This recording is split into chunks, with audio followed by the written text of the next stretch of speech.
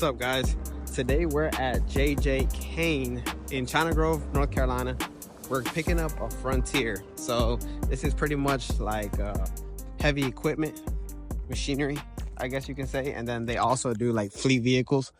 And I'm thinking I'm picking one of these up. So let's check it out.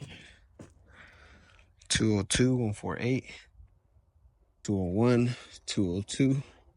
I think it's this one. 148, 537. Yeah, it should be this one. Let's see if the sucker starts. It starts. That's real good, actually. We don't have to winch it up on the trailer. Has the whole reverse beep thingy going on. That's so funny. All right.